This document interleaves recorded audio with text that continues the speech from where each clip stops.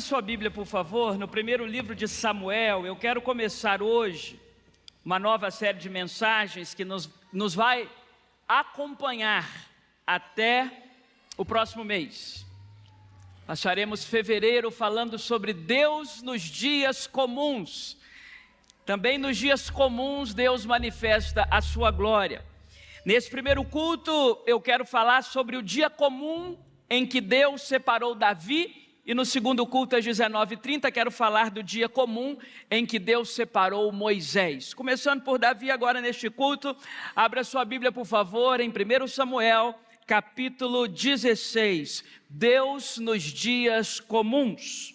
Diz assim a santa e inerrante palavra de Deus. Se você não tem um exemplar da Bíblia, ao seu lado certamente tem alguém que tem, acompanhe junto a palavra do Senhor. Disse o Senhor a Samuel: até quando terás pena de Saul, havendo eu o rejeitado, para que não reine sobre Israel? Enche um chifre de azeite e vem, enviar-te-ei a Jessé o belemita, porque dentre os seus filhos me provi de um rei.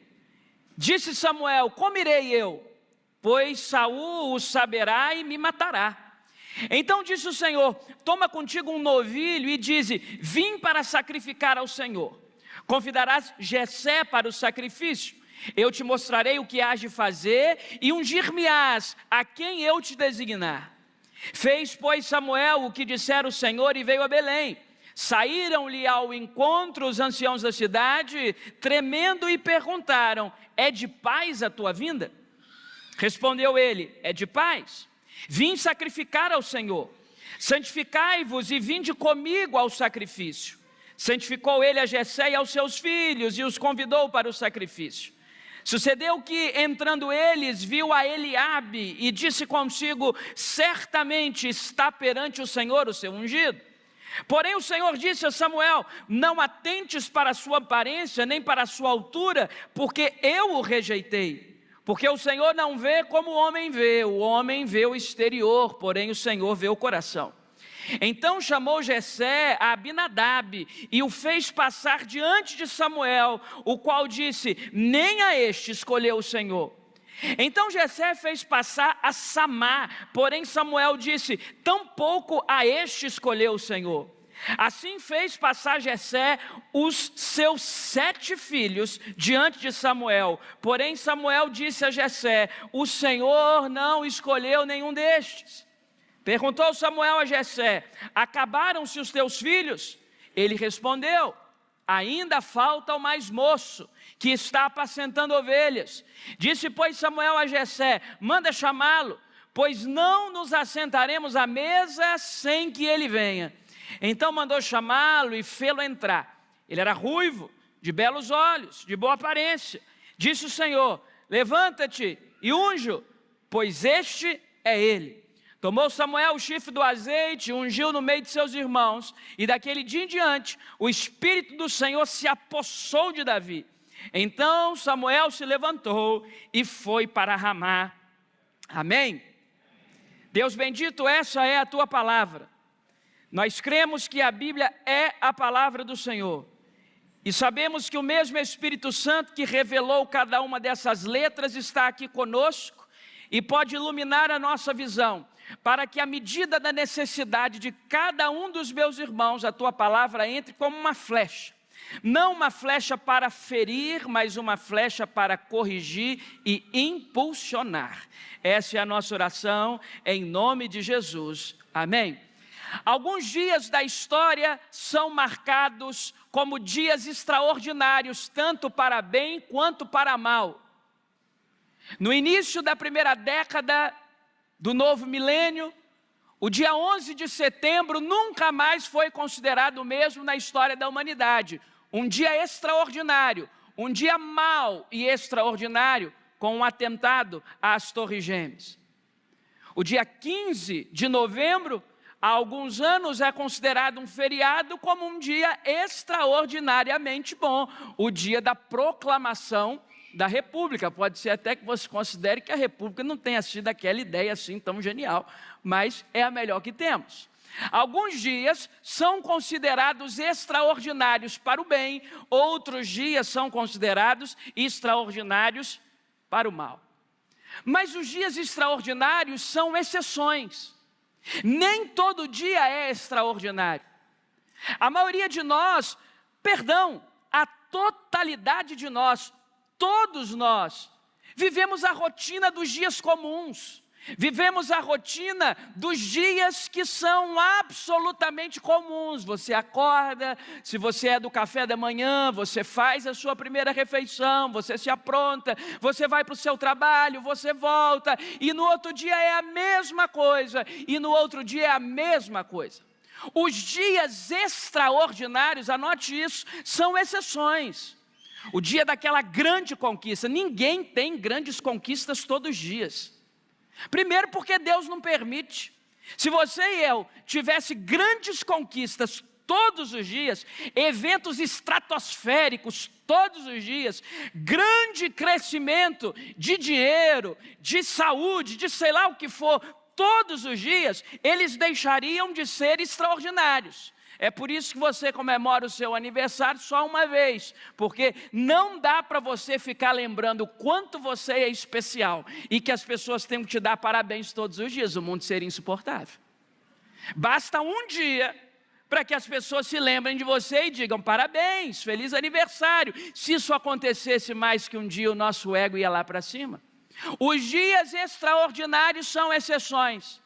O dia da sua grande conquista, o dia que você acerta naquele excelente negócio, o dia que de fato você encontra a pessoa da sua vida e casa, são dias extraordinários. O dia que você passou no concurso, o dia que você conseguiu entrar no curso que queria, aquele dia é extraordinário, mas não são todos. Eu quero provar a partir dessa mensagem que Deus tem grandes coisas a fazer nas nossas vidas em dias comuns. Que Deus está presente na rotina, que Deus está presente na sequência de atividades cotidianas que alguns chamam de mesmice, e não tem problema nenhum na mesmice, não tem problema nenhum na rotina. Aliás, a falta de rotina gera indisciplina, a falta de rotina gera gente sem foco, gente que na segunda começa tentando alguma coisa que não dá certo, na terça tenta outra, mal terminou de testar, da terça já começa outra na quarta, e começa outra na quinta, e quer viver de braço em braço, de cama em cama, de experiência em experiência, de novidade em novidade, e aí nós chegamos a um paradoxo. Porque quem tem muita sede de relevância acaba ficando irrelevante. Quem tem muita sede de aparecer, quem tem muita sede de ser laureado, acaba conseguindo o efeito contrário, a irrelevância. Ninguém aguenta ficar dando parabéns para outra pessoa todos os dias. Os dias da vida humana são absolutamente comuns. O dia que Deus escolheu Davi, passamos a observar nesse texto, o dia que Deus separou Davi, não foi um dia extraordinário. Não foi o dia que Davi acordou e disse, hoje eu estou com vontade de vencer. Não foi um dia que Davi levantou e disse, como diria a confissão positiva, como diria a teoria do pensamento positivo, olhou no espelho e disse, você é um vencedor, hoje é o dia, chegou a hora, com você ninguém pode, você é extraordinário. Não foi esse dia. O dia que Deus resolveu mudar a vida de Davi, o dia que Deus determinou na eternidade que Davi seria um grande rei, era um dia comum. Ele simplesmente acordou, ele simplesmente se aprontou, ele simplesmente foi pastorear, ele simplesmente foi para a sua cultura pecuárica, foi fazer o seu trabalho, e nos dias comuns Deus se manifestou na vida dele. Eu quero afirmar para essa igreja tão amada que Deus quer fazer algo na sua vida em dias comuns, como o domingo de hoje. Louvado seja Deus. Em primeiro lugar, repare comigo o verso 1. Em um dia comum, que nós percebemos em primeiro lugar, que é Deus quem aprova e é Deus quem reprova. Em primeiro lugar, nos dias comuns nós aprendemos que é Deus que aprova e é Deus que reprova. Olha o que diz o primeiro verso. Disse o Senhor a Samuel, até quando terás pena de Saul, havendo eu rejeitado, para que não reine sobre Israel? Pausa. Deus chama o profeta, e Deus está discernindo do coração do profeta que ele está com pena de Saul. Deus já reprovou Saul, Deus já disse que Saul não está no caminho certo. Saul entregou o seu coração à arrogância, Saul entregou o seu coração à negligência, Saul entregou o seu coração à inveja, Saul entregou o seu coração ao mal feito. Deus reprovou Saul. Mas Deus, que conhece o coração dos profetas, percebe que o profeta Samuel de alguma forma está com pena de Saul, e Deus está dando sinais: você vai ter que ungir um outro rei. Deus está dando sinais: a época de Saul acabou. Deus está dando sinais: eu não estou aprovando o reinado de Saul. Eu fico imaginando o profeta Samuel: que trabalho eu vou ter? Saul é reprovado por Deus e o trabalho vai ser meu. Porque quem tem que ungir o outro rei? Você já imaginou política de transição? Até hoje, no nosso sistema de governo, é uma confusão tremenda quando sai um governo, entra outro governo e tem que criar o comitê de transição.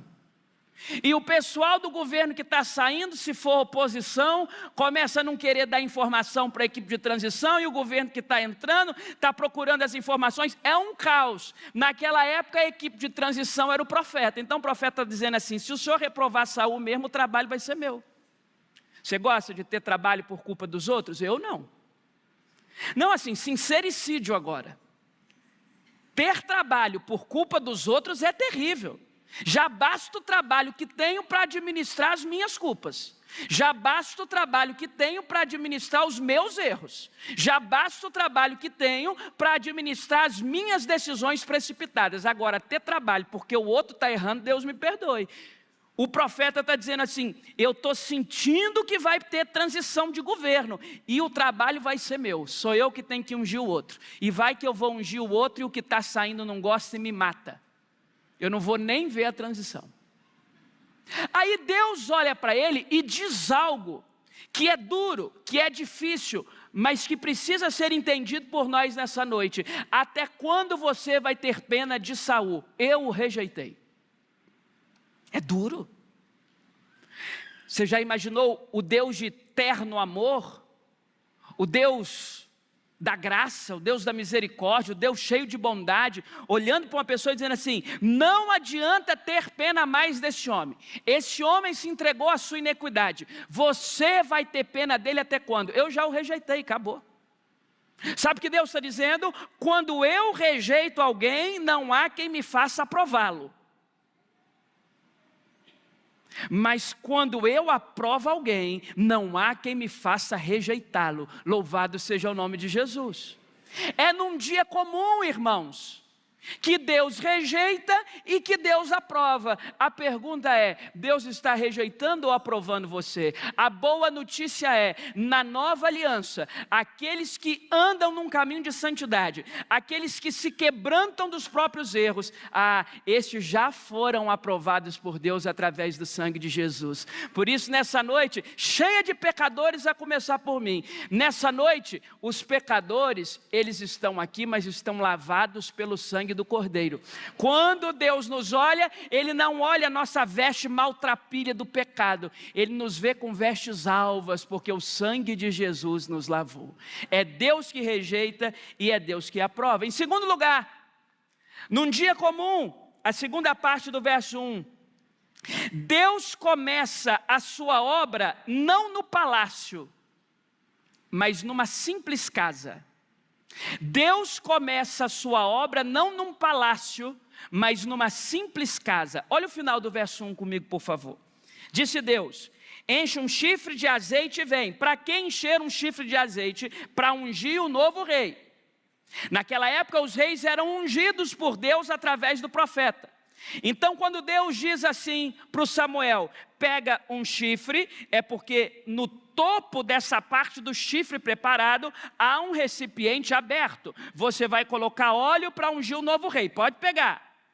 Já rejeitei o Saul, não há quem me faça mudar de ideia. Agora você vai para a casa de Jessé, o belemita, porque dentre os seus filhos eu me provi de um rei. Samuel não entende nada. Por quê? Porque Jessé não tem pedigree. Porque Jessé não tem sobrenome importante.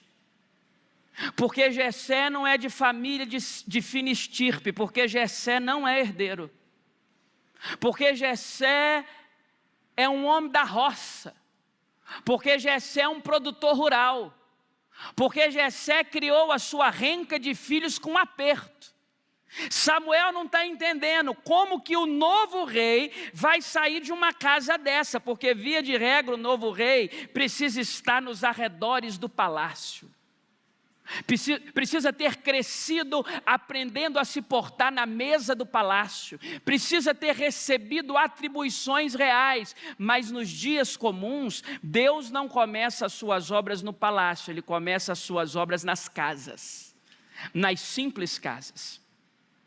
Em nenhuma sociedade do mundo, em nenhum tempo da história, Deus começa uma obra no palácio. Deus começa uma obra nas casas. Até porque o palácio é um reflexo do que as casas são. Se as casas são desonestas, geralmente se reflete num palácio desonesto. Se as casas gostam de dinheiro fácil, geralmente se reflete num palácio que gosta de dinheiro fácil. Se as casas se acostumam com os pecados, com as irregularidades morais, geralmente quem está no palácio está acostumado com o pecado e com as irregularidades morais. Alguém já disse que todo governo é um reflexo do seu povo. O que Deus está pontuando aqui, na segunda parte do verso 1 é: eu me provi de um rei, mas ele não está no palácio, ele está na casa de um meeiro, ele está na casa de um produtor rural, ele está lá na roça. Você vai ter que ir na roça. Quer encontrar o próximo rei? Não vá ao palácio, vá para a roça. Porque eu apareço em dias comuns. Porque eu me revelo nas coisas simples e comuns. Porque eu não tenho compromisso com a etiqueta do palácio. Eu estou procurando um coração aberto. Eu olhei para o palácio e não vi coração aberto. Eu fui lá para o Belenita, eu fui lá para o Jessé, e eu percebi que tem coração aberto na casa dele. Então, gente, olha que coisa extraordinária. Qualquer um de nós, e me incluo. E não vem dizer que não, porque eu sei o que você fez no verão passado. Qualquer um de nós gostaria de ter uma abertura no palácio. Seja ele qual for. Poder entrar no palácio, ser recebido por honras, ter acesso, facilitar a vida. Claro. Qualquer um de nós gostaria de ter no telefone o contato de alguém importante para quem você possa ligar no dia adverso. Alguém que nos favorecesse, alguém que nos colocasse na fila certa, na mesa certa, no horário certo, para fazer a coisa certa ou não certa. Deus não. Deus, sendo o criador de todas as coisas, poderia ter provido para si um rei no palácio, ele preferiu a roça. Sabe qual é a diferença entre Deus e a humanidade? É porque a humanidade quer sair da roça para ir para o palácio. Deus prefere a roça. Deus prefere a simplicidade. Deus não se encanta com coroas de ouro. Deus não se encanta com tronos cravejados de poder. Num dia comum, Deus não começa a sua obra no palácio, Ele começa a sua obra em casa. Ou você nunca parou para pensar que, sendo o Criador de todas as coisas, que diante do fato de que todas as coisas foram criadas pela palavra de seu poder, e sem Ele, Deus, nada do que foi feito se fez, mesmo sendo todo poderoso, podendo habitar nos palácios mais luxuosos, podendo habitar nas coisas mais caras nessa terra, Ele escolheu esse coraçãozinho aqui, irmãos.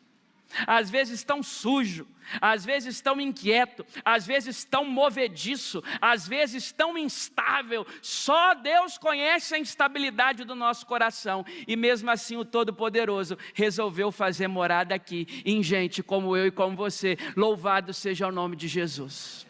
Mas em terceiro lugar, veja comigo o verso 7, em um dia comum, Deus vê além da capa.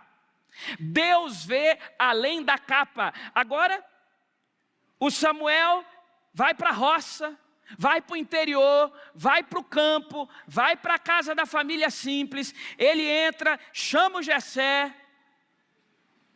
Vamos sacrificar o Senhor, vamos.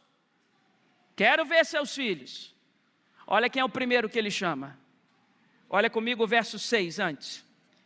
Sucedeu que, entrando eles, o profeta viu a Eliabe e disse consigo mesmo: esse é ungido, certamente. Grife essa palavra na sua Bíblia, certamente.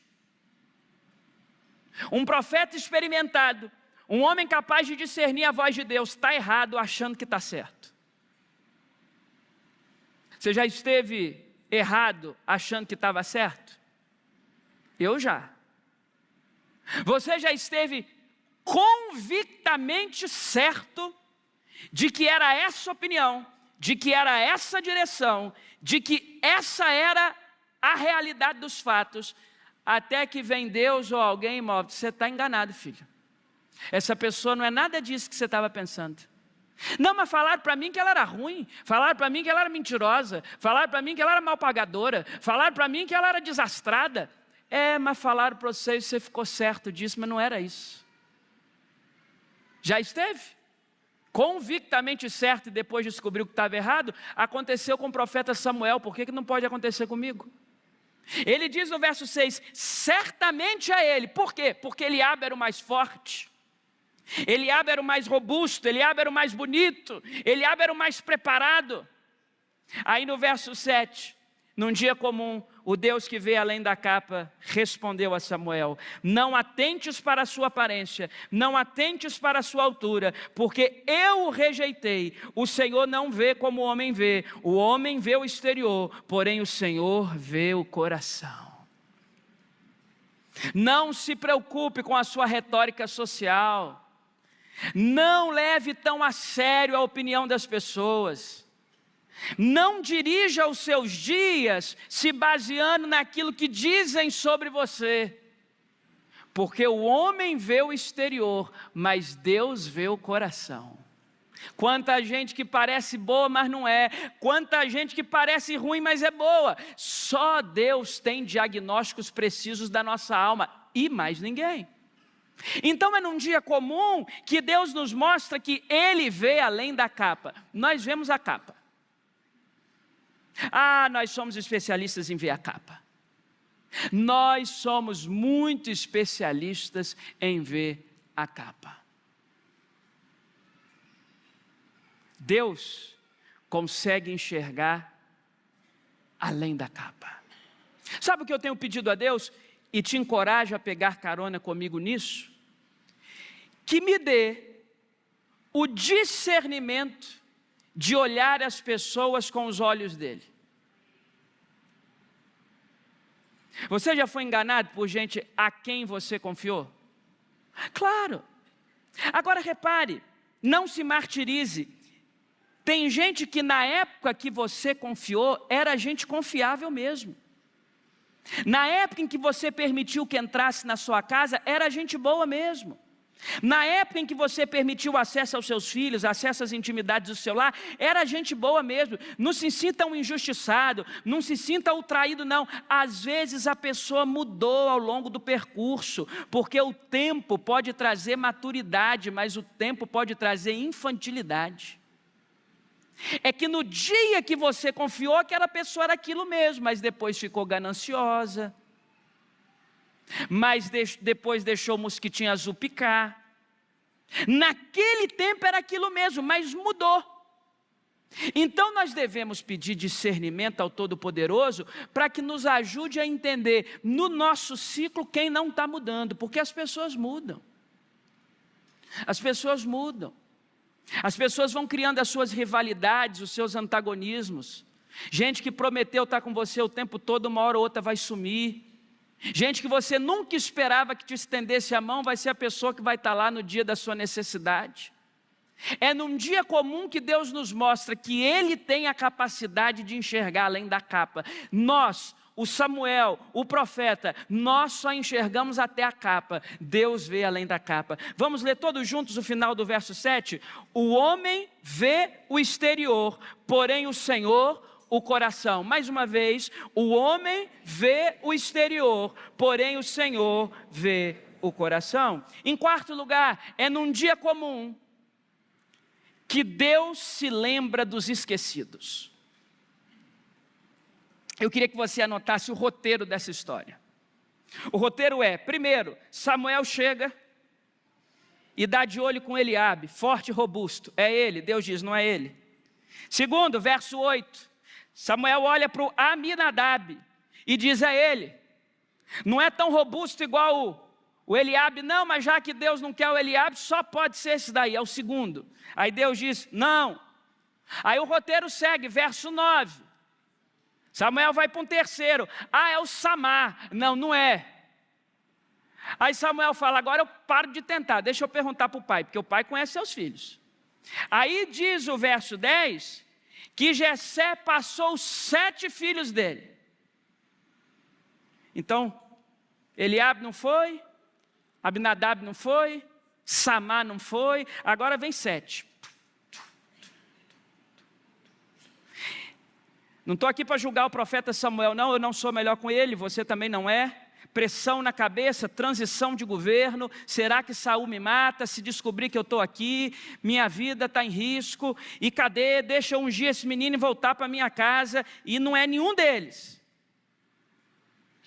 Aí, repare comigo, por gentileza, o versículo 11. Perguntou Samuel a Jessé, acabaram-se os teus filhos? Olha o peso dessa pergunta. Acabaram-se os teus filhos? Você não tem mais ninguém, não? Aí o Jessé olha para um lado, olha para o outro e responde na parte inicial do verso 11. Ele respondeu, ainda falta o mais moço, que está apacentando as ovelhas. E é num dia comum que Deus se lembra dos esquecidos. Eu não estou aqui para julgar, a Bíblia não me dá elementos para tanto, portanto não o farei. Não estou aqui para julgar o relacionamento entre Davi e Jessé, seu pai. Não é esse o ponto do sermão e nem das Escrituras. Mas uma coisa é invariável. De todos os filhos do Jessé, e geralmente, via de regra, um pai conhece seus filhos. O último que ele pensava que seria um escolhido para qualquer coisa que seja relevante era o magrelinho. Ele era até bonito, né? O versículo diz que ele era ruivo, de belos olhos, de boa aparência, mas nunca frequentou a academia.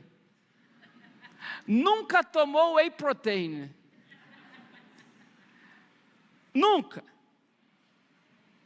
O máximo que ele tomou foi um mondiário, que o bicho era magro. Magrinho de ruim.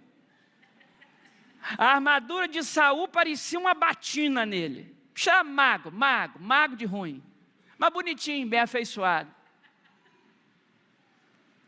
Dia comum na vida dele. Dia comum.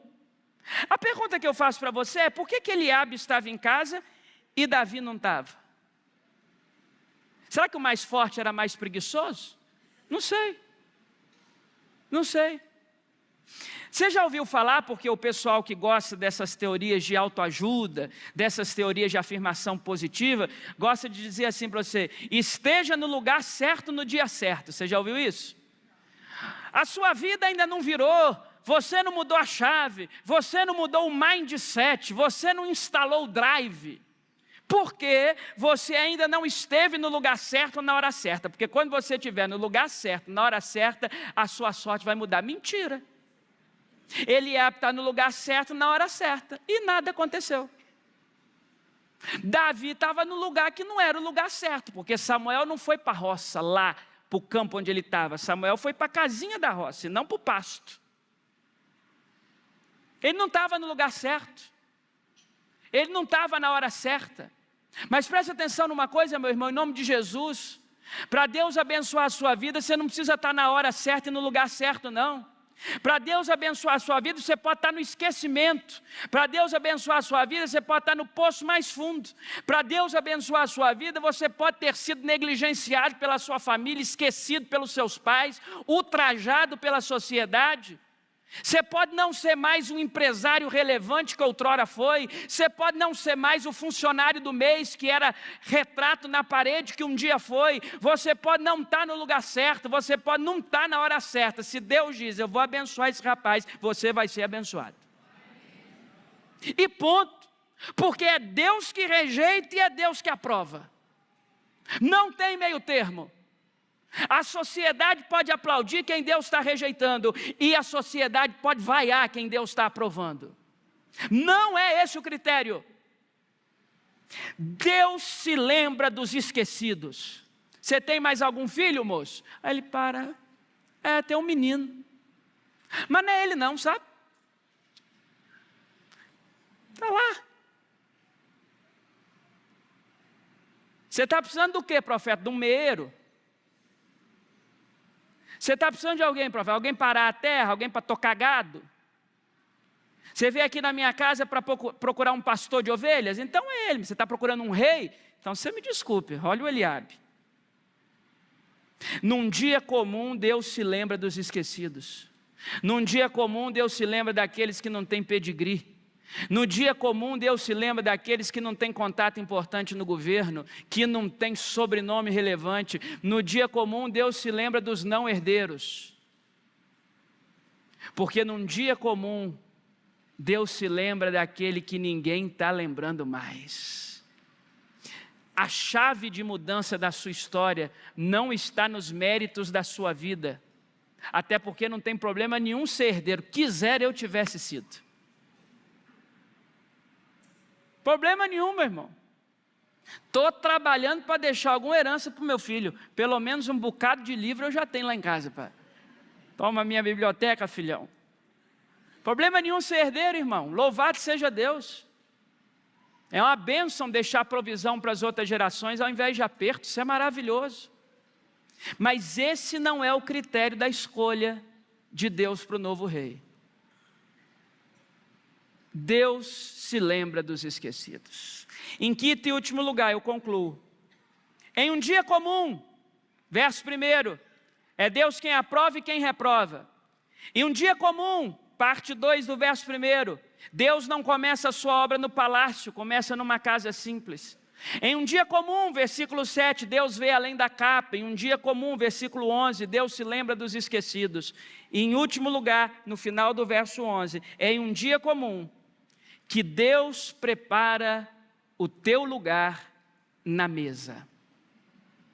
Disse, pois, Samuel a Jessé, final do verso 11, manda chamá-lo, pois não nos assentaremos à mesa sem que ele venha.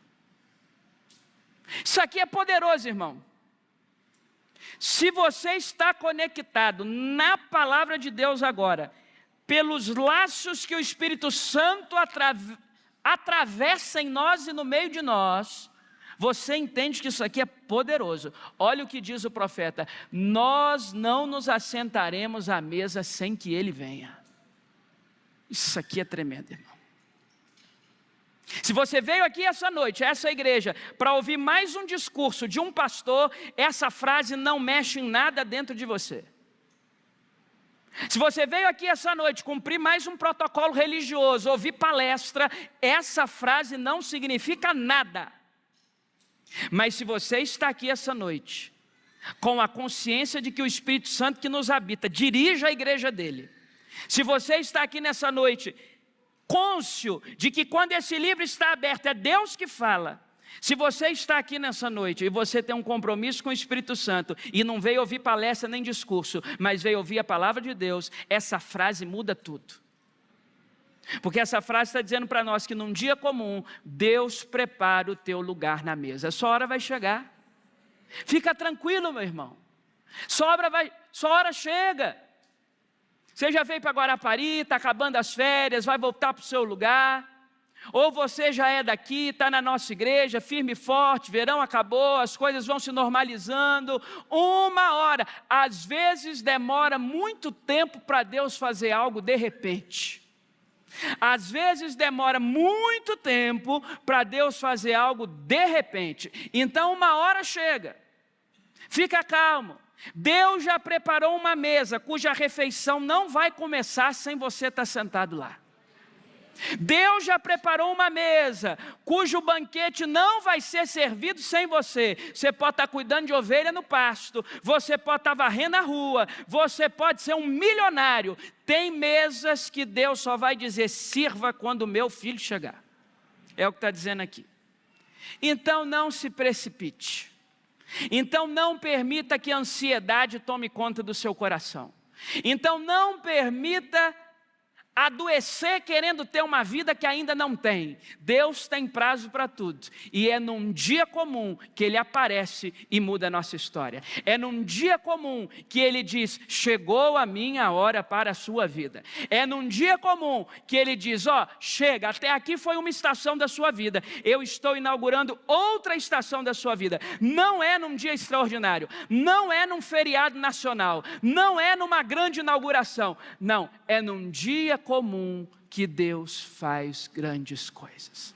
Eu quero continuar conversando com vocês ao longo dos próximos domingos sobre o que Deus pode fazer num dia comum. Concluo. Todas as pessoas, todas, que obtiveram vitórias extraordinárias na vida, todas as pessoas que Deus virou o jogo, que Deus derramou a provisão, que Deus fez algo diferente, que Deus efetivou o consolo, que Deus efetivou a unção, todas as pessoas naquele dia simplesmente acordaram dizendo: vai ser mais um dia comum. Tomaram o banho, tomaram o café, pegaram o ônibus, a bicicleta, o carro, o aplicativo.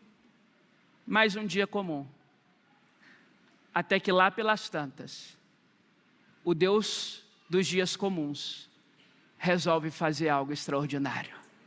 A minha oração por você em nome de Jesus é que nos dias comuns você viva o extraordinário de Deus. Que nos dias comuns você perceba que a mão do Senhor está sobre você, que Ele não vê como o homem vê. E se você tem sido um esquecido nessa vida, vá com calma, a sua hora está chegando. Deus é fiel. Há aquele que pode fazer infinitamente mais além do que tudo aquilo que pedimos ou imaginamos. A Ele seja toda a glória. A Ele quem?